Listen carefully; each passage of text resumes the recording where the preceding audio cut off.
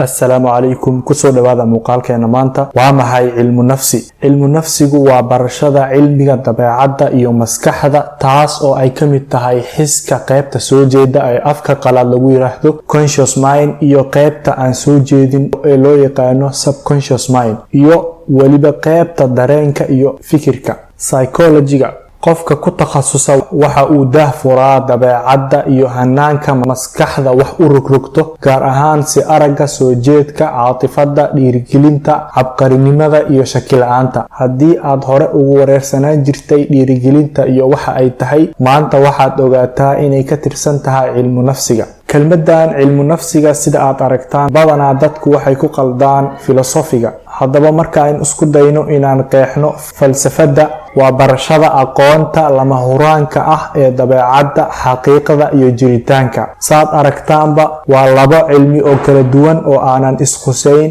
oo mid kasta wax gooni ah uu ka hadlo ama takhasuskiisu yahay haddaba su'aal ayaa halkan imaanaysa oo ah qofka barta cilmu nafsiga ama dadka barta cilmu nafsiga waa maxay waxyaabaha uu isweydiiyo badanaa uu dadka kaga duwan yahay su'aalahan waxaa ka mid ah weligaa ma isweydiisay qofku muxuu u riyoodaa maxaad u riyotaa sidee iskugu xiran yihiin qofka caqligiisa iyo jirkiisa oo qofka cilmu nafsiga barta waxyaabahan ayuu badanaa isweydiiyaa oo qofka maxaa ku keena waxyaabahan inuu sameeyo inuu waxaan dhaco inuu wax dareemo tusaale ahaan oo kale qofka maxaa ku keeni kara inuu biyo cabo dabcan waa taqaanaa waa oonka ama haraadka marka shay kasta fikir kasta ama hadal kasta maxaa ka dambeeya taas ayay badanaa dadka cilmu nafsiga barta ay isweydiiyaan ama jecel yihiin inay wax ka ogaadaan tan kale waxyaabaha ay isweydiiyaan ama jecel yihiin inay wax ka ogaadaan dadka cilmu nafsiga barta waxay tahay dadka maxay u kala duwan yihiin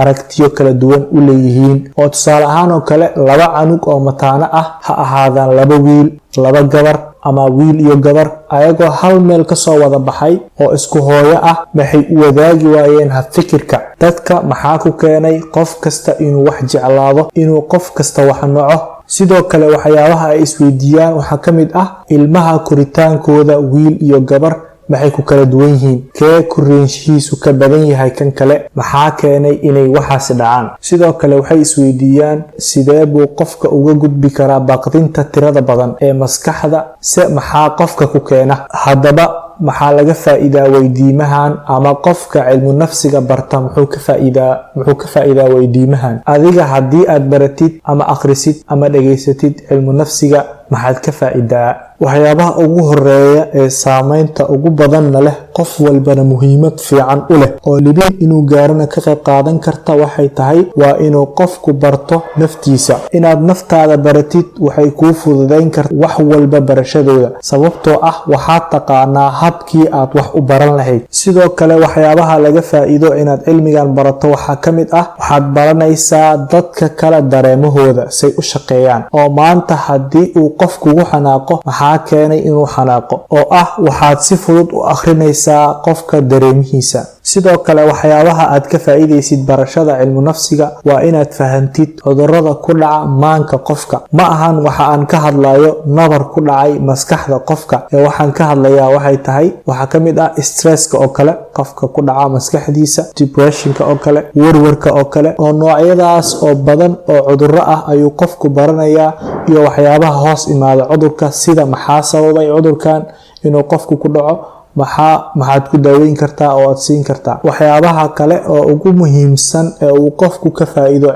cilmu nafsiga barashadiisa waxa waaye xiriirka sidee dadka iskula xiriiraan maxaa wanaajiya xiriirka dadka maxaa xumeeya xiriirka dadka dabcan xiriirka wuxuu noqon karaa noocyo kala duwan sida in laiskula xiriiro gacmaha indhaha iyo weliba luuqadda jirka halkaas ayaan kusoo gabagabeynayaa muuqaalkeena maanta dabcan kama gayoon karno ama wax badan kama sheegi karno sababtoo ah muuqaalka ayaa dheeraanaya cilmu nafsiga intaas ayaan kusoo koobaynaa aad iyo aad ayaad u mahadsantihiin fadlan haddaad ku cusub tahay janalka kusoo biir khayr iyo caafimaad